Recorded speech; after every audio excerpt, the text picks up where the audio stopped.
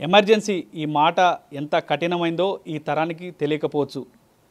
ఎమర్జెన్సీని కళ్ళారా చూసిన వాళ్ళకి ఆనాటి భయంకర దృశ్యాలు నేటికి కళ్ళ ముందు మెదలాడుతూనే ఉంటాయి. 1975 జూన్ 25వ తారీఖున అప్పటి ఇందిరాగాంధీ ప్రభుత్వం ఎమర్జెన్సీని ప్రకటించింది. అసలు ఎమర్జెన్సీ ప్రకటించినప్పుడు ఎట్లాంటి సిచ్యువేషన్స్ ఉన్నాయి తెలుసుకునేందుకు మనతో పాటు ఎలమంచిలి శివాజీ గారు ఉన్నారు. సార్ చెప్పండి, మీరు ఎమర్జెన్సీ టైంలో స్పష్టంగా చూశారు అక్కడ సిచ్యువేషన్ ఎలా ఉంది, దేశంలో ఎట్లాంటి పరిస్థితులు ఉన్నాయని. భారతదేశీయ చరిత్రలో ఎమర్జెన్సీ ఒక చీకటి అధ్యాయంగా మిగిలిపోయింది.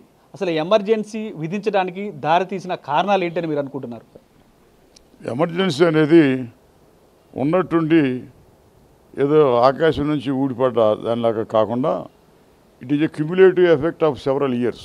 ఎలాగ జరిగిందంటే 1967లో చాలా రాష్ట్రాల్లో కాంగ్రెస్ పార్టీ ఓడిపోయి సంకీర్ణ ప్రభుత్వాలు వచ్చినాయి. ఉత్తరప్రదేశ్లో, మధ్యప్రదేశ్లో, లేకపోతే బీహార్లో, హర్యానాలో, ఈ ప్రాంతం అంతటా కూడా వచ్చిన దాని మీదట మళ్ళీ 69 వచ్చేపాటికి బ్యాంకులు జాతీయకరణ చేయటం, లేకపోతేనేమో ప్రెసిడెంట్ ఎలక్షన్ పెట్టడం, ఆ రాష్ట్రపతి ఎన్నికకి సంజయ్ రెడ్డి గారితో నామినేషన్ ఇచ్చి వారికి వ్యతిరేకంగా మళ్ళీ వివి గిరి గారు పోటీ చేయటం, దాని మీద అంతరాత్మ ప్రబోధం, కాంగ్రెస్ పార్టీ స్ప్లిట్ అయిపోవడం, ఇదంతా జరిగింది.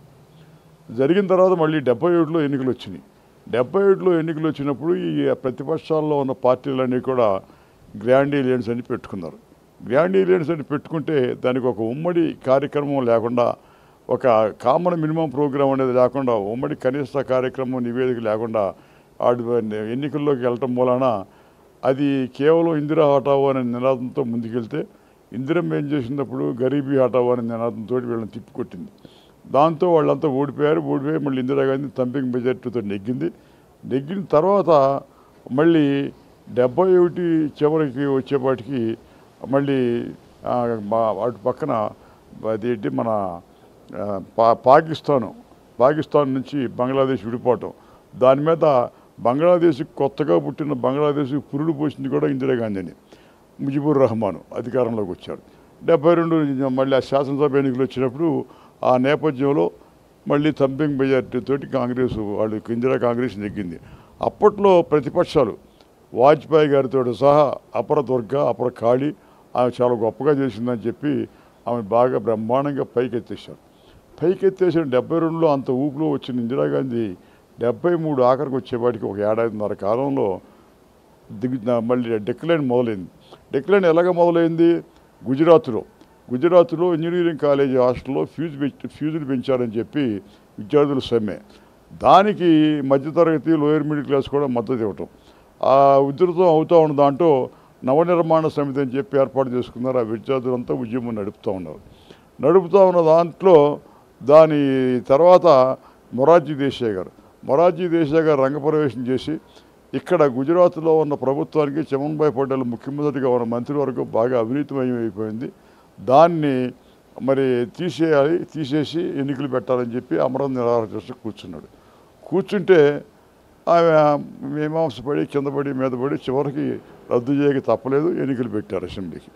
అసెంబ్లీకి ఎన్నికలు పెట్టిన తర్వాత కాంగ్రెస్ పార్టీ ఓడిపోయిన తర్వాత ఆ స్ఫూర్తితోటి బీహార్లో కూడా ఛాత్ర సంఘర్ష సమితి అని పేరు పెట్టేసి అక్కడ విద్యార్థులు కూడా మరి అక్కడ మొత్తం యూనివర్సిటీ వాళ్ళు కానీ లేకపోతే కాలేజీ వాళ్ళు కానీ ఆ విద్యార్థులంతా కూడా ఆ ఛాత్ర సంఘర్ష సమితికి ఆ కార్యక్రమానికి శరద్ యాదవ్ అధ్యక్షుడిగా, సుశీల్ కుమార్ మోడీనేమో కార్యదర్శిగా ఎన్నుకున్నారు. దానికి ఎన్నుకుని వాళ్ళు పోరాటం చేస్తూ ఉన్నారు.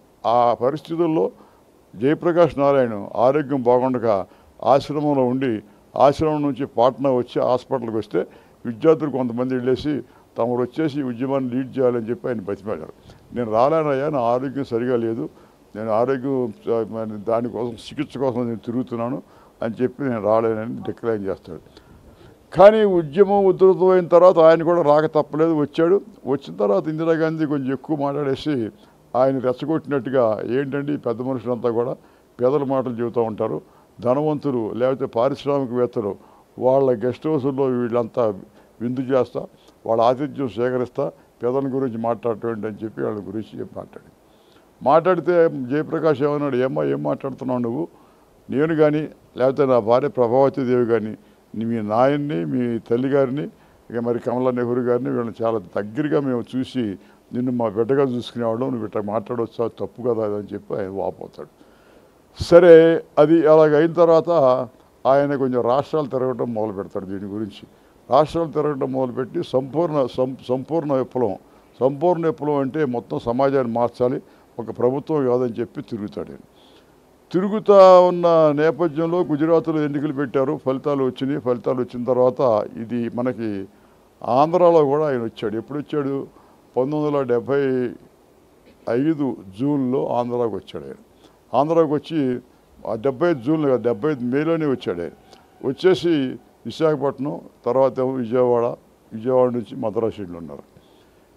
విశాఖపట్నంలో ఏం జరిగింది? పబ్లిక్ మీటింగ్ పెట్టకుండా అక్కడ సర్క్యూట్ గెస్ట్ హౌస్లో 60-70 మంది ఆ సోషలిస్ట్ పార్టీ వాళ్ళంతా సమావేశమై ఆయనతో ఇష్టాగోష్ఠులు జరుపుతారు.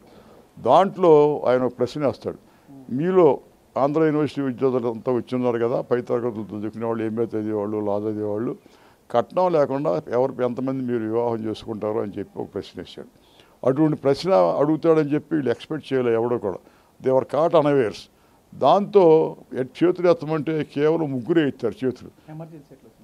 తర్వాత ముగ్గురే చేతులు ఎత్తేపటికి ఈ ముగ్గురే చేతులు ఎత్తడం అంటే నేను మొత్తం సమాజాన్ని మార్చాలంటే మీరు ఈ మరి రకమైన మీ మైండ్ సెట్ ఉంటే నేనేం చేస్తానంటే వాడు వాదన దిగారు. ఏమైనా వాదన దిగారు?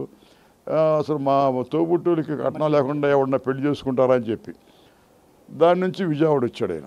విజయవాడ వచ్చిన తర్వాత 5వ తారీఖున మన మే 5వ తారీఖున విజయవాడ రావడం, విజయవాడలో మేము సభ నిర్వహించడం, ఆ సభ నిర్వహిస్తే జనం బాగా బ్రహ్మాండంగా రావడం, తర్వాత వర్షం జరగడం జరిగింది. దాని తర్వాత ఏం జరిగిందంటే దానికి కీలకమైన మలుపు ఏంటంటే జూన్ 12వ తారీఖు. జూన్ 12 ఏంటి? జూన్ 12 ఒక ముఖ్యమైన సంఘటనలు దేశంలో 3 జరిగినాయి. ఒక సంఘటన ఏంటంటే పొద్దున్నే తెల్లవారుజామునే డిపి ధర్ అని సీనియర్ ఐఏఎస్ అధికారి ఇందిరాగాంధీ గారి దగ్గర సెక్రటరీగా ఉన్నారు, ఆయన కన్ను మూశాడు. రెండోది 10:30 నుంచి ఎన్నికల ఫలితాలు రావడం మొదలుపెట్టినాయి. గుజరాత్ ఎన్నికల ఫలితాలు వచ్చి అవి ఆ గుజరాత్ ఎన్నికల్లో అది శాసనసభ ఎన్నికల్లో కాంగ్రెస్ పార్టీ ఓడిపోయి ప్రతిపక్షాలు నెగ్గినాయి 2. మూడోది ఏంటంటే 10:30-11 గంటలకల్లా వార్త ఏమని? అలహాబాద్ హైకోర్టు వాళ్ళు తీర్పు ఇచ్చిన్నారు. ఈ తీర్పు ప్రకారం ఇందిరాగాంధీ గారు అవినీతి మార్గం ద్వారా ప్రభుత్వ యంత్రాంగాన్ని దుర్వినియోగం చేసి లోక్సభకు నెగ్గున్నారు, అందుకని ఆ ఎన్నిక చెల్లదని చెప్పి హైకోర్టు తీర్పు ఇచ్చింది. దాని మీద మేము విజయవాడలో ఉండి ఏం చేశాను, ఒక పబ్లిక్ మీటింగ్ ఆర్గనైజ్ చేశా. ఎక్కడ? న్యూ ఇండియా హోటల్ సెంటర్లో, అంటే ఇండియన్ ఎక్స్ప్రెస్ ఆంధ్రప్రభ కార్యాలయానికి పక్కన చేసాం. చేసిన తర్వాత ఇందిరాగాంధీని దిగిపోవాలని పబ్లిక్ మీటింగ్ ఆర్గనైజ్ చేసిన తర్వాత ఇది ఇలా సాగుతూ ఉంటే ఆమె ఈ తీర్పు రావటం, జనంలో జయప్రకాష్ ఉద్యమం ఉధృతం అవటం, ఆయన రాష్ట్రాలు తిరగటం, ఈ నేపథ్యంలో 25వ తారీఖున ఏం చేశారంటే ఆయన సమావేశమయ్యి వాళ్ళు ఒక ర్యాలీ గీలీ పెట్టిన తర్వాత 25వ తారీఖు రాత్రి సమావేశమయ్యి ఎమర్జెన్సీని ప్రకటించారు. ఎమర్జెన్సీ ఎప్పటి నుంచి అమల్లోకి వచ్చింది? 26వ తేదీ నుంచి అమల్లోకి వచ్చింది. ఇది ఇలాగ ఉండగా 25వ తారీఖున నేను విజయవాడలో ఉన్నా. నేను మళ్ళీ విజయవాడలో ఉంటే సార్ మీరు చెప్పండి, అంటే చాలాసార్లు ఇటు సిపిఎం నేత బివి రాఘవులు గారు కొన్ని మాట్లాడుతూ వచ్చారు. ఆర్ఎస్ఎస్కు సంబంధించి ఆర్ఎస్ఎస్ వాళ్ళు అప్పుడు కాంగ్రెస్ ఇందిరాగాంధీకి ఈ ఎమర్జెన్సీ టైంలో సహకరించారని ఆయన కొన్ని కామెంట్స్ కానీ కొన్ని వ్యాఖ్యలు చేశారు కొన్ని పత్రికల్లో కావచ్చు. అది బివి రాఘవులు గారు ఆర్ఎస్ఎస్లు వాళ్ళు మాట్లాడుకునేది, కానీ వాళ్ళు మాట్లాడుకున్న దానికి మీరేం చెబుతారంటే వాళ్ళు అడగండి, ఊర్లో ఉన్నారు. బివి రాఘవులు గారు ఇక్కడే ఉంటారు, ఆయన అక్కడే ఉంటారు. సరే, దాంట్లో సిపిఐ వచ్చేప్పటికి అసలు పార్టిసిపేట్ చేయాల. సిపిఐ ఆమెను సపోర్ట్ చేసింది. తర్వాత సిపిఎం వచ్చేప్పటికి సిపిఎం నాయకులు మాకినేని బసవన్నయ్య గారు పాలిట్ బ్యూరో మెంబరు, ఆయన కూడా రాజమండ్రి జైల్లో పెట్టారు. మాతో పాటు వారు ఉన్నారు అక్కడ. రాజమండ్రి జైల్లో ఉన్న తర్వాత 15 రోజులు అయిన తర్వాత ఆయన రిలీజ్ చేశారు. రిలీజ్ చేసిన తర్వాత అప్పుడు ఏం జరిగింది? ఎందుకంటే రిలీజ్ చేశారు? మీరు బసవన్న గారు వారి స్వయంగా వారి మాటల్లోనే మాకు చెప్పాడు. ఎందుకని రిలీజ్ చేశారు? వాళ్ళు ఇందిరాగాంధీతో మాట్లాడారు. ఏమని మాట్లాడారు? మీరు వీళ్ళంతా ప్రత్యేక శక్తులు అంటున్నారు కదా, ఆర్ఎస్ఎస్ లేకపోతే ఆనంద్ మార్గ్ ఎవరో వాళ్ళ మీద పెట్టండి, మా మీద ఏంటి అని చెప్తే దాని మీద జ్యోతిబాసు వాళ్ళు మాట్లాడటం చేయటం ఇవన్నీ జరిగినాయి. అందుకని వాళ్ళు కూడా హోల్ హార్టెడ్గా పెద్ద ఉద్యమంలో పాల్గొన్న దాఖలాలు లేవు. ఇకపోతే ఆర్ఎస్ఎస్ వాళ్ళు బాలాసాహెబ్ దేవర్స్ గారు అక్కడ జైల్లో ఉండి ఏ జైల్లో ఉన్నారో నాసిక్ జైల్లో ఉండి ఉత్తరాలు రాసి మేమంతా ఆర్ఎస్ఎస్ వాళ్ళందరూ కూడా మీకు సహకరిస్తాము, మీ 20 సూత్రాలు లేకపోతే సంజయ్ గాంధీ గారు 4 సూత్రాలు 5 సూత్రాలు కూడా మేము బలపరుస్తాం, మీ ప్రచారానికి మమ్మల్ని వాడుకోండి అని చెప్పి రాసిచ్చిన సందర్భం ఉంది. అందువలన ఆర్ఎస్ఎస్ లేకపోతే సిపిఎం అని ఆ మీమాంస కాదు ఇక్కడ. అసలు దీంట్లో ఏంటంటే అసలు భారతదేశంలో ఇంతమంది జనాభా ఉన్నారు. తర్వాత రెండో ప్రపంచ యుద్ధం అయిన తర్వాత ప్రపంచంలో 100 దేశాలు రిపబ్లిక్స్ అయినాయి, స్వతంత్రం సంపాదించినాయి. సార్, ఎమర్జెన్సీని విధించడం అప్పటి ప్రధానమంత్రి ఇందిరాగాంధీకి అవసరమా, లేకపోతే అప్పుడు దేశంలో సిచ్యువేషన్స్ ఎమర్జెన్సీ విధిస్తేనే కంట్రోల్లోకి వస్తాయన్న సందర్భం ఏమైనా ఏర్పడిందా? ఇప్పుడు ఎమర్జెన్సీ ఎందుకు విధించాలని అడిగితే మీరు ఆమె ఇంత మెజార్టీతో నెగ్గినప్పటికీ కూడా నెగ్గినప్పుడు ఏం జరుగుతుంది, ప్రజల యొక్క ఆశలు అభిష్టాలు వాళ్ళ ఆశయాలు చాలా పెద్ద ఎత్తున ఉంటాయి. మనకి తలకెత్తుంది గవర్నమెంట్ ఇంత పెద్ద ఎత్తున మన ఓట్లు వేసుకుని నెగ్గారు అనే అభిప్రాయం ఉంటుంది. ఆ అభిప్రాయంతో ఉన్న ప్రజానీకం ఎక్కువ ఎక్స్పెక్ట్ చేస్తుంది, ఆశిస్తూ ఉన్న సందర్భంలో వాళ్ళ కోరికల్ని ఈడేంత శక్తి ప్రభుత్వాలకు ఉండదు థర్డ్ వరల్డ్ కంట్రీస్లో. దాని మూలన అసంతృప్తి పెరిగిపోతూ ఉండదు, చాలా తొందరగా వస్తుంది అసంతృప్తి. అలాగే అసంతృప్తి ఇందిరాగాంధీ గారి మీద కూడా వచ్చింది. ఎంత లోయెస్ట్ వెబ్లోకి వెళ్ళిందంటే నగర్వాలా అనేవాడు స్టేట్ బ్యాంక్ ఆఫ్ ఇండియా నుంచి ఇందిరాగాంధీ పేరు చెప్పి 60 లక్షలు తీసుకొస్తే బజార్లో తీసుకొచ్చి ఆయనకి అప్పచెప్పారని చెబితే దాంట్లో నిజం ఉందో లేదో మనకు తెలియదు, కానీ ప్రజలు మాత్రం దాంట్లో నిజం ఉంది అని నమ్మారు. నమ్మి దాన్ని బట్టి ఏమర్థం అవుతుంది మనకి, ఇందిరాగాంధీ గారి యొక్క పొలుకుబడి జనంలో ఆమె యొక్క ఆకర్షణ తగ్గిందని అర్థమవుతుంది. ఈ నేపథ్యంలో ఈ అలటంగా పెరిగిపోతుంది. కోర్టు ఏమో దిగిపోమని చెబుతుంది. జయప్రకాష్ నారాయణ ఉద్యమంతో జనంలో జమ్మవుతున్నారు, బజార్లోనూ ఉద్యమం జరుగుతుంది. అందు గురించి దీన్ని కట్టడి చేయాలంటే మార్గం ఏంటని చెప్పి దాని మీద మరి సిద్ధార్థ శంకర్రావు గారు వీళ్ళు సలహా చేసి చివరికి ఎమర్జెన్సీని ప్రకటించడం జరిగింది. ఎమర్జెన్సీ వాళ్ళు ఎందుకు ప్రకటించిందంటే ఆమె ఉద్యోగం నిలుపుకోవడం ప్రకటించింది ఆమె. అయితే ఈ సందర్భంలో మనం చెప్పుకోవాల్సింది ఏంటంటే భారతదేశంలో ఇందాక మీకు చెప్పినట్టుగా 100 దేశాలు రెండో ప్రపంచ యుద్ధం అయిన తర్వాత స్వతంత్రం వస్తే ఈ 100 దేశాల్లో కూడా మన దేశంలో వివిధ భాషలు, వివిధ మతాలు, అనేకమైన కులాలు, ఒక ప్రాంతానికి సంబంధం లేదు. హైదరాబాద్ నుంచి విజయవాడ వెళ్తే ఫారినర్ లాగా ఉంటాం, అక్కడ తెలుగు, ఇక్కడ ఉర్దూ, మళ్ళీ విజయవాడ నుంచి మద్రాసు పోతే అక్కడ తమిళం, లేకపోతే బెంగళూరు పోతే అక్కడేమో కన్నడం. ఈ నేపథ్యంలో పేదరికం ఉంది మనకి, లేకపోతే ఆదాయాల మధ్య అంతరాలు ఉన్నాయి, లేకపోతే నిరక్షరాస్యత ఉంది, స్కాలర్ ఉంది, పావర్టీ ఉంది, నిరక్షరాస్యత ఉంది, లేకపోతే ఇంకా అనారోగ్యం ఉంది. ఇంత ఉన్నప్పటికీ కూడా ఈ దేశంలో గత 75 సంవత్సరాల బట్టి 80 సంవత్సరాల బట్టి ఈ ప్రజాస్వామ్యం అనేది లేకపోతే పార్లమెంటరీ విధానం అనేది నడుస్తుందంటే ఈ సామాన్యమైన ఓటర్కి, సామాన్యమైన ప్రజానీకానికి జేజేలు పలకాలి మనం. అది మన పొలిటికల్ పార్టీలు గొప్పతనం కాదు, లేకపోతే ఇంకోటి కాదు. సార్, అప్పుడున్న పరిస్థితుల్లో ఇందిరాగాంధీ కనుక ఎమర్జెన్సీ విధించకపోయి ఉండుంటే అసలు భారతదేశం ఒక ముఖ చిత్రం ఏ విధంగా ఉండేది? దిగిపోయేది. దిగిపోయి ఇంకోళ్ళని పెట్టుకోవాల్సి వచ్చేది ప్రధానమంత్రిగాను. కాంగ్రెస్ పార్టీ వాళ్ళని ప్రధానమంత్రిగా పెడితే వాడు మేకే కూర్చుంటాడని చెప్పి భయం వాళ్ళకి. అందుగురించి దాన్ని పట్టుకుని కూర్చుంది. పొలిటికల్ పార్టీస్ అంటే ఏ మాదిరిగా తయారైనాయంటే ఈ పొలిటికల్ పార్టీ అనేది మా సొంత మాగాణం, ఇది మా ఇష్టం, అది మేము కావాల్సినట్టు పెట్టుకుంటాం, కావాల్సిన అరక్కర్లేనట్టు తీసేస్తాం అనే పరిస్థితి చూసాం మన పొలిటికల్ పార్టీస్లో. అందుకని నాయకత్వం వహించేవాళ్ళు దాన్ని పట్టుకుని గట్టిగా అట్టగా కూర్చుంటారు. దాంట్లో భాగంగానే దాని ప్రతిబింబంగానే ఇందిరాగాంధీ చేశారు. అప్పుడు సార్, అప్పట్లో ఇటు ఎమర్జెన్సీ కారణంగా లెఫ్టిస్ట్ పార్టీలు, దాంతోపాటు రైటిస్ట్ పార్టీలు మేమే ఎక్కువగా ఇబ్బంది పడ్డాం, మేమే జైల్లో పాలాం అంటూ కూడా చెప్తున్నారు. అసలు ఏంటి సిచ్యువేషన్? ప్రజల కంటే కూడా మమ్మల్ని ఎక్కువ జైల్లో పెట్టారంటున్నారు. దీనికి సంబంధించి ఏం చెప్తారు సార్? జైల్లో పెడితే పెడతారు ఏంటి, దానికి పెద్ద చెప్పటం ఏంటి? దానికి జైల్లో పెట్టారు కనుక ఏం చేయాలి?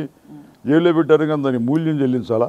జాతి నన్ను పెట్టారు జైల్లోను. వాస్తవానికి ఉమ్మడి ఆంధ్రప్రదేశ్లో మొట్టమొదటి డిటెన్షన్గా వెళ్ళింది నేను వెళ్ళి నన్ను గవర్నమెంట్ వదిలిపెట్టలా. నేను పోరాడి కోర్టులో మరి హెబియస్ కార్పస్ పిటిషన్ వేసి ప్లేయర్ను కూడా పెట్టుకోకుండా నేనే వాదన చేసి 3 బెంచుల దగ్గర తిరిగి నెగ్గి బయటకు వస్తే మళ్ళీ అరెస్ట్ చేశారు. మళ్ళీ అరెస్ట్ చేసి మామూలు సి క్లాస్ జైల్లో పడేశారు. ఆ వారం రోజులు అయిన తర్వాత మళ్ళీ మీసా వాటర్ మళ్ళీ తీసుకొచ్చారు, మళ్ళీ అరెస్ట్ చేశారు. ఈ నేపథ్యంలో నేను మరి నాకు పోస్ట్ గ్రాడ్యుయేషన్ సీట్ వచ్చింది ఎండి చదవటానికి. ఇంటర్వ్యూకి పంపాలి, నన్ను జైల్లో ఉంటాను. పోనీ ఇంటర్వ్యూ జైల్లో పెట్టమంటే దానికి ఒప్పుకోలేదు ప్రభుత్వం. లేదు అది కాదు, లేకపోతే పోలీస్ ఎస్కార్ట్ తోటి పంపండి అంటే దానికి ఒప్పుకోవాలి. ఇంటర్వ్యూ వాయిదా వేయమంటే దానికి ఒప్పుకోవాలి. మరి నేను అక్కడ జైల్లో లేకుండా ఉన్నట్టయితే నేను ఎండి పూర్తి చేసి ఉండేవాడిని కదా, ఇది దర్జాగా బతుకుండేవాడిని కదా. నేను జైలు నుంచి వచ్చేపాటికి మా classmates majority 70% of my classmates అమెరికాను ఇంగ్లాండ్ వెళ్ళిపోయారు, వేల కోట్ల రూపాయలు సంపాదించారు. నేను ఈ వాలంటీర్ ఉద్యోగం చేస్తూ తిరుగుతున్నా 50 ఏళ్ళ మట్టి. అందుకని ఇంత నేనే ఏదో కోల్పోయానని చెప్పి బాధపడకుండా ఉండండి. వీళ్ళంతా నాకేదో పోయిందంటే ఏంటి దానికి పోతే పొలిటిక్స్లో దిగినప్పుడు మనం అంతా సాక్రిఫైస్ చేసి ఉండాలి. ఇది సార్ 1977లో ఎమర్జెన్సీని ఎందుకు ఎత్తివేయాల్సి వచ్చింది? వెంటనే ఎన్నికలు నిర్వహించారు. ఆ ఎన్నికల్లో జనతా పార్టీ పవర్లోకి వచ్చింది. ఏం చెప్తారు? 77లో అసలు ఎందుకు మళ్ళీ ఎమర్జెన్సీ ఎత్తేసి ఎన్నికలు పెట్టాల్సి వచ్చిందంటే, ఇది చాలామంది ఏదో ఇది అంతా మా ప్రతిభ అనుకుంటారు. దాంట్లో ఇన్ బిట్వీన్ ద లైన్స్ చదివితే అర్థమయ్యేది ఏంటంటే, తెలిసింది ఏంటంటే, ఇందిరాగాంధీ యొక్క ప్రభావం తగ్గిపోతూ ఉంది, అల్లరి ఎక్కువ అవుతూ ఉంది. అల్లరి ఎక్కువ అవుతూ ఉంటే దాని మీద ఏం చేసిందామె, ఇతర దేశాల్లో కూడా అడుగుతున్నారు. లార్డ్ మౌంట్ బాటన్ వాళ్ళు కూడా బీకే నెహ్రూ మనకి ఇంగ్లాండ్లో హై కమిషనర్గా ఉంటే లండన్లో ఆయన ఏదో పార్టీలో కనపడితే అడిగాడంటే, ఏమయ్యా ఈ arrested all of my friends in ఇండియాలో మా స్నేహితులంతా జైల్లో పెట్టారు, మీరు ఎలాగ ఇదంతా ఇది ఎట్ట ప్రజాస్వామ్యం మీరు అని చెప్పి వాళ్ళు గూటించిన పరిస్థితి. అదే మాదిరిగా లేబర్ పార్టీ పార్లమెంట్ మెంబర్స్ అందరూ కూడా ఇండియాలో జరుగుతుందని విమర్శ చేయటం. వాళ్ళు కార్టరు ప్రెసిడెంట్గా ఎన్నికైతే భారతదేశాన్ని రమ్మని ఆహ్వానిస్తే ప్రజాస్వామ్యం లేని దేశానికి నేను రానని చెప్పి ఆయన తిరస్కరించడం, ఇవన్నీ జరుగుతున్నాయి బయట. ఇది ఇలా జరుగుతూ ఉంటే ఒక పక్కన సుబ్రహ్మణ్య స్వామి, రెండో పక్కన జార్జ్ ఫెర్నాండెస్ బయట దేశాల్లో ఎమర్జెన్సీ గురించి ప్రచారం చేయటం. అందుమూలన అక్కడ మన ప్రతిష్ట దెబ్బతింది ఒక భాగం. రెండో భాగం ఏంటంటే, ఇందిరాగాంధీ ఆమె కూడా మరి ఆలోచనలో పడిందో మరి ఏం చేసిందో, ఈ మన కంచి స్వాములారిని చూడటానికి వెళ్ళింది. కంచి స్వాములారిని చూడటానికి వెళ్తే కంచి స్వాములారు ఆడ మనుషులు వస్తే, మహిళలు వస్తే ఎదురుకుండా కూర్చోరంట. కూర్చోకుండా అక్కడ ఒక మధ్యలో నీళ్ళు ఏదన్నా ఉంటే ఆ నీళ్ళు అవతల కూర్చోబెడతారంట. ఒక నుయ్యి ఉందంట, ఆ నుయ్యి అవతల కూర్చోబెట్టారు. కూర్చోబెడితే ఆమె 1.5 సేపు కూర్చుంటే, 90 నిమిషాలు కూర్చుంటే ఆయన తలకాయ పైకెత్తి ఆమె చూడకపోతే స్వాములారికి నా మీద కోపం వచ్చింది, నా మీద ఆయనకి అసహ్యం వేసిందని చెప్పి కళ్ళమ్మ నీళ్లు పెట్టుకుని ఏడ్చింది. ఏడ్చిన తర్వాత జిడ్డు కృష్ణమూర్తి గారు, ఆధ్యాత్మిక గురువు జిడ్డు కృష్ణమూర్తి గారు చూడటానికి నేను ఇండియా వస్తున్నాను, ఆయన ప్యారిస్లోనే అక్కడ ఉంటాడు అని పుప్పులు జయ గారికి ఉత్తరం రాశాడు. నేను వస్తే నేను వస్తానని చెప్పి రాస్తే ఉత్తరం రావచ్చు అంటాడు. రావచ్చు అంటే అడిగి చెప్పమంటాడు. అడిగి చెప్పమంటే ఇందిరాగాంధీని అడుగుతుంది రమ్మను, కృష్ణాజీ వస్తే అభ్యంతరం ఏముందని అంటాడు. ఆయన ఏం చెబుతాడు, నేను వస్తే నాకు నోటికి వచ్చింది మాట్లాడతాను కదా, నా ఆలోచనలు మీకు తెలుసు, నా ఆలోచనలు మీకు తెలుసు కదా, ఈ ఆలోచనల ప్రకారం స్వేచ్ఛ లేకపోతే లిబర్టీ దాని గురించి నేను మాట్లాడతాను, మాట్లాడితే కష్టంతో వెళ్తున్నామని అంటాడు. వచ్చిన తర్వాత నాకు పుప్పులు చెక్కినట్టుకాడ గెస్ట్గా ఉంటాడు. ఆయన గెస్ట్గా ఉంటే ఇందిరాగాంధీ ఒకరోజు సాయంత్రం పూట సడన్గా వస్తుంది చూడటానికి. ఎలాగ వస్తుంది, ఎస్కార్ట్ కూడా, పోలీస్ ఎస్కార్ట్ కూడా లేకుండా, సెక్యూరిటీ లేకుండా వచ్చిన తర్వాత ఆయన డైనింగ్ టేబుల్ దగ్గర కూర్చుని ఉంటే గదిలో తీసుకెళ్ళి మాట్లాడతాడు. ఏమ్మా ఏం జరుగుతుందమ్మా, చెడు పేరు వస్తుంది నీకు, ఇదంతా ఏమిటి, ఇదంతా ప్రజాస్వామ్యం లేకుండా భారతదేశంలో అని చెప్పి కోకలేస్తే, ఏం చేయమంటావు, నేను పులి మీద స్వారీ చేస్తున్నా, నేను దిగానా పులి నన్ను మింగేస్తుంది, అందుకని ఏం చేయాలో తెలియకుండా ఉందని అంటది. అంటే నువ్వు ఒక మార్గం ఆలోచించాలి, పులి మీద నుంచి దిగాలి, స్వారీ నుంచి దిగిన తర్వాత పులి నిన్ను మింగకుండా బయటపడాలి, ఏదోటి చేయదానికి అని చెప్పి కోపడ్డ తర్వాత ఆమె వలవల ఏడ్చి బయటకు వస్తూ ఉంటుంది. బయటకు వస్తా అంటే ఏడవటం, కళ్ళమ్మ నీళ్ళు పెట్టుకోవడం, ఆమె మనవరాలు చూస్తుంది, పువ్వులు చేయగల మనవరాలు. అది చూసిన తర్వాత ఆమె చూసిందని చెప్పి, ఆ పిల్ల చూసిందని చెప్పి ఆమె సైకిల్ దొక్కుతూ ఉంటుంది, 3 చక్రాల సైకిల్, గబుక్కుని మన కళ్ళతోటి పెట్టుకుంటుంది. అలాగా పువ్వులు చేయకరిది ఇంటికాడ మొన్న జిడ్డు కృష్ణమూర్తి గారు ఇత్తబోత చేయటం, మరి కంచిస్వాములు వారేమో అసహించుకోవటం, తర్వాత ఈ దేశంలో అల్లరిగా ఉందని చెప్పి బయట వాళ్ళు కూడా మాట్లాడటం, వీటన్నింటి కూడా ఇంకో సంఘటన జరిగింది. ఏంటంటే ఆ సంఘటన ఎంత ముజిబుర్ రహమాన్ని తీసుకొచ్చి ప్రధానమంత్రిగా అక్కడ బంగ్లాదేశ్కి పురుడు పోసినప్పటికీ కూడా ఆగస్టు 15వ తారీఖున బంగ్లాదేశ్లో మన ముజిబుర్ రహమాన్ని మొత్తం హత్య చేసేసి సఫా చేసేసాళ్ళు, ఆక్రమించేశారు అవతల పార్టీ వాళ్ళు. అది జరిగింది. పాకిస్తాన్లో ప్రజాస్వామ్యం లేదనుకున్న పాకిస్తాన్లో కూడా ఎన్నికలు జరిగినాయి. ఇవన్నీ చూసుకున్న తర్వాత ఇక్కడ కూడా ఎన్నికలు పెట్టకపోతే తప్పని పరిస్థితి అయ్యి ఎన్నికలు పెట్టిందాం. ఎన్నికలు పెట్టి పోలీసు అధికారులు ఏం చేస్తుంటారు, వాళ్ళు డ్రైవ్ చేశారు. ఎన్నికలు పెడితే తరుణం మంచిగా ఉంది, మనకి నెగ్గుతా మనం. అపోజిషన్ పార్టీస్ వాళ్ళు కూడా తయారుగా లేరు. So they are caught unawares. వాళ్ళు కళ్ళు తెరిసే లోపలే మనం ఎన్నికలు పెట్టేసి మళ్ళీ అధికారంలోకి వద్దామని పెట్టించారు. నెగ్గుతామని చెప్పి ఆశతోటి పెట్టింది. చివరికి వచ్చేపాటికి ఈ 4 పార్టీలు 5 పార్టీలు ఏకమయ్యి జనతా పార్టీ పేరుతో వాళ్ళు పోటీ చేశారు. పోటీ చేసి వాళ్ళు బ్రహ్మాండంగా నెగ్గారు. ఇందిరమ్మ ఓడిపోయింది. ఈ నేపథ్యంలో ఇందిరమ్మ ఓడిపోయిన తర్వాత మొరార్జీ దేశాయ్ గారు ప్రధానమంత్రి అయ్యారు. ఇందిరాగాంధీ ఒక నియంత, ఎమర్జెన్సీ విధించారు, అనేక నిర్బంధాలు చేశారంటున్నారు. సో 1977లో జనతా పార్టీ పవర్లోకి వచ్చింది. సో మళ్ళీ 3 ఇయర్స్ స్పాన్ ఆఫ్ 3 ఇయర్స్లోనే మళ్ళీ ఎలక్షన్స్ జరిగినాయి. 1980లో ఎలక్షన్ జరిగిన మళ్ళీ ఇందిరాగాంధీ ప్రధానమంత్రి అయింది. మళ్ళీ కాంగ్రెస్ పార్టీ అధికారంలోకి వచ్చింది. ఎట్లా సాధ్యం? ఎందుకంటే ఇంతమంది దేశవ్యాప్తంగా ఇన్ని నిరసనలు, ఇన్ని ఆందోళనలు, పార్టీలు కావచ్చు, లేకపోతే స్టూడెంట్ ఆర్గనైజేషన్స్ కావచ్చు, ఇతర అందరూ కూడా ఇందిరాగాంధీని ఇంత వ్యతిరేకించారు. ఇంత జరిగినప్పుడు కూడా మళ్ళీ స్పాన్ ఆఫ్ 3 ఇయర్స్లో ఆమె పవర్లోకి వచ్చారు. ఏంటి? స్పాన్ ఆఫ్ 3 ఇయర్స్ కాదు, స్పాన్ ఆఫ్ 2 ఇయర్స్లోనే జరిగింది. లేదు, 80 జనవరిలోనే ఎన్నికలు పెట్టారు. ఎందుకు జరిగిందంటే వీళ్ళు వేసుకున్న అంచనా ఏంటి, ఈ 4-5 పార్టీలు కలిసిన దాంట్లో కూడా చిత్తశుద్ధిగా మనం కలిసామని చెప్పి హృదయపూర్వకంగా కలిసిన దాఖలాలు లేవు. అక్కడ ఏదో అవసరం కొత్తకి కలిశారు ఒక భాగం. రెండో భాగం ఏంటంటే ఇందిరాగాంధీ పని అయిపోయింది, ఆ ప్రజల్లో ఆమె గురించి ఏమీ లేదు అని చెప్పి ఆమెది అయిపోయింది కనుక మళ్ళీ ఉన్న దాంట్లో మన వాటా ఎంత, ఎవరి వాటా ఎంత అని చెప్పి ఎవరికాళ్ళు దాన్ని అసెప్ట్ చేసుకోవడం మొదలుపెట్టి వాడి మీద వీడి మీద ఆడు, ఇంకొకడు కీసులాటలు మొదలైనవి. కీసులాటలు మొదలవడంతో వాస్తవానికి వాళ్ళ గవర్నమెంట్, మన మొరార్జీ దేశాయ్ గారి గవర్నమెంట్లో చాలా హేమాహేమీలు ఉన్నారు. మొరార్జీ దేశాయ్, చరణ్ సింగ్, లేకపోతే వాజ్పేయి, మధు దండావతే, లేకపోతే జార్జ్ ఫెర్నాండస్, ఇటువంటి వాళ్ళంతా మహానుభావులు ఉన్నారు అక్కడ. హెచ్ఎం పటేలు, ఇంతమంది మహానుభావులు ఉన్నప్పటికీ కూడా మరి చెప్తున్న పేర్లు సాధారణ పేర్లు కాదు, ఎందుకంటే చాలా పెద్ద పేర్లు అవి. రాజకీయంగా కూడా వాళ్ళందరూ ఉద్దండులు. సో ఇంతమంది ఉన్నప్పటికీ కూడా ఇటు జనతా పార్టీ పవర్ కోల్పోవటం, ఇంత వ్యతిరేకత మీరు చెప్తుంటే మూట కట్టుకుంటున్న ఇందిరాగాంధీ పవర్లోకి రావటం, ఈ 2 అంశాలకు సంబంధించి మీరు క్విక్గా ఏమి మీరు అనాలిసిస్ చేశారు? క్విక్గా ఒక మాటలో కాదు లేదు, అది తర్వాత ఎందుకు జరిగింది ఎలాగని ఆలోచన చేసినప్పుడు వాళ్ళల్లో వాళ్ళు కీచులాడుకోవడం వలన దాని ప్రభావం పరిపాలన మీద కూడా పడింది. ఎలాగ పడిందంటే ఉదాహరణకి ఇందిరాగాంధీని అరెస్ట్ చేయాలని అనుకున్నారు. అరెస్ట్ చేయాల్సి వస్తే దాన్ని మిస్హ్యాండిల్ చేశారు. మిస్హ్యాండిల్ చేసి ఎగతాళి వేళాకోళం కింద తీసుకొచ్చారు. ఆమెను అరెస్ట్ చేసి తీసుకెళ్తాంటే రైలు గేట్ వేసి ఉంటుంది. రైలు గేట్ వేసి ఉంటే ఆగింది కారు. ఆగితే తలుపు తీసుకుని కింద దిగిందాను, దిగి తూము మీద కూర్చుందాను, ఎక్కమంటే ఎక్కదు. అలాగా దాని మీద మీమాంస. అది అయిపోయిన తర్వాత కోర్టు నుంచి మళ్ళీ వెంటనే విడుదల కావటం, ఇవన్నీ జరిగినాయి. అందుకని వీళ్ళకి అసలు పరిపాలన చేయడం చేత కాదురా అనే పరిస్థితి తీసుకొచ్చారండి.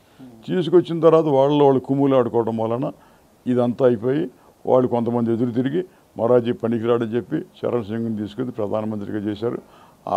ఆయనకి కాంగ్రెస్ పార్టీ మద్దతు ఇస్తానని చెప్పి బహిరంగంగా ప్రకటించి మద్దతు ఇచ్చి తీరా విశ్వాస తీర్మానం తీసుకునే రోజున వాళ్ళు రాకుండా తప్పుకుంటే ఆయనకి దాంట్లో మెజారిటీ లేక ఆయన రాజీనామా చేశాడు. ఎన్నికలకు వెళ్ళాల్సి వచ్చింది. ఎన్నికల్లో వీళ్ళు తెల్లముఖం వేశారు, మళ్ళీ ఆమె తిరిగి నెగ్గింది, అధికారంలోకి వచ్చింది. అది జరిగింది అక్కడ. సో ఓవరాల్గా మీరు ఫస్ట్ నుంచి కూడా ఇదంతా దగ్గర నుంచి చూశారు, మీరు ఉద్యమంలో పాల్గొన్నారు, ఎమర్జెన్సీ టైంలో ఉన్నారు, మీరు జైలుకి వెళ్ళారంటున్నారు. సో మొత్తం ఒక వ్యూ పాయింట్ లాగా చెప్పండి, అసలు ఏంటి భారతదేశంలో అప్పుడు జరిగిన తప్పిదాలు ఏంటి, అసలు ఇందిరాగాంధీ చేసిన తప్పులు ఏంటి, షార్ట్గా ఒకటి చెప్పండి. అసలు ఇప్పుడు నేను ఇందాక చెప్పినట్టు ఇంత జరిగినప్పటికీ కూడా ఈ దేశంలో ప్రజాస్వామ్యాన్ని, పార్లమెంటరీ విధానాన్ని నిలబెట్టింది ఎవరంటే, దానికి హీరో ఎవరంటే సామాన్య ఓటరు. సామాన్య ఓటరు చర్చలు చెప్పాడు. వాడు సామాన్య ఓటరు చిన్న పెన్సిల్ పట్టుకుని ఎలక్షన్ బూత్లోకి వెళ్ళేసి వాడు చిన్న మార్క్ వేస్తే ఆ మార్కుని బట్టి వ్యవస్థను మార్చే పరిస్థితి భారతదేశంలో ఉంది.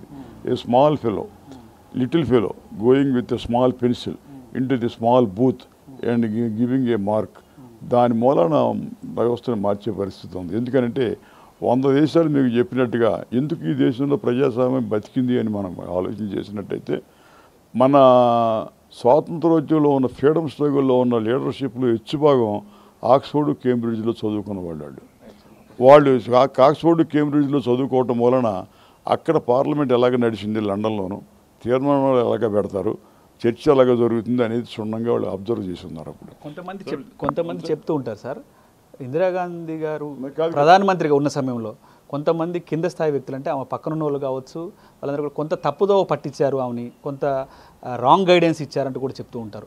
దాని కారణంగా కొన్ని నిర్ణయాలు మిస్టేక్ అని ఎమర్జెన్సీకి దారి తీసిందంటారు. దీనికి సంబంధించి ఏం చెప్తారు? ఎమర్జెన్సీకి అలహాబాద్ హైకోర్టు జడ్జిమెంటే కీలకమైంది. వాళ్ళ కింద వాళ్ళు పై వాళ్ళు హైకోర్టు తీర్పు, ఈ కింద వాళ్ళు పై వాళ్ళు సలహా చేయడం, ఆ సలహా చెప్పింది కరెక్టా కాదని చెప్పి చూసుకోవాల్సిన బాధ్యత నాయకత్వానికి ఉంటుంది కదా. చూసుకోలేకపోయింది, పోయింది అది. తర్వాత ఈ నేపథ్యంలో దాన్ని ఆ సవరణ జరిగింది. మళ్ళీ దాన్ని ఎమర్జెన్సీ మళ్ళీ పెట్టడానికి వీలు లేకుండా జనతా పార్టీ వాళ్ళు అధికారంలోకి వచ్చినప్పుడు బందోబస్తు చేశారు, రాజ్యాంగానికి రక్షణ కల్పించారు, కావాల్సిన అమెండ్మెంట్స్ అన్ని తీసుకొచ్చారు. మళ్ళీ వాళ్ళు ఎమర్జెన్సీ పెడదామన్నా సాధ్యం కాదు ఇప్పుడు ఇక అందువలన మళ్ళీ ఏదో పెద్ద ప్రమాదం వస్తుందని అనుకుంటాకి వెళ్ళి మన తర్వాత పాకిస్తాన్లో ఏమైపోయింది, తర్వాత లేకపోతే ఆఫ్ఘనిస్తాన్లో ఏమైంది, శ్రీలంకలో ఏమైంది, పక్కనున్న బర్మాలో ఏం జరిగింది, మరి ఎన్ని దేశాలు ఇటలీ నుంచి ఈజిప్ట్ వరకు అన్ని దేశాల్లో పోయినాయి కదా దాదాపుగాను. తర్వాత జర్మనీ ముక్కలైపోయింది, మళ్ళీ కలిసింది. తర్వాత రష్యా గర్జించు రష్యా, గాండ్రించు రష్యా అనే రష్యా 23 రాజ్యాలు అయిపోయింది. ఈ నేపథ్యంలో ఈ భారతదేశం ఇంతకాలం బతికిందంటే దానికి ప్రధానమైన కారణం సామాన్యమైన ఓటరు, వాడికి జేజేలు పలకాలి మనం. అలహాబాద్ హైకోర్టు ఇందిరాగాంధీ ఎంపీగా ఉన్న విధానాన్ని చెల్లదంటూ కూడా తీర్పిచ్చింది. సో ఇక్కడే బీజం పడిందంటూ కూడా చెప్తున్నారు. దాంతోపాటుగా ఇటు ఎమర్జెన్సీ టైంలో తాను కూడా జైలుకి వెళ్ళానంటూ కూడా చెప్తున్న పరిస్థితి. కెమెరా పర్సన్ శివతో వాసు, TV9 హైదరాబాద్.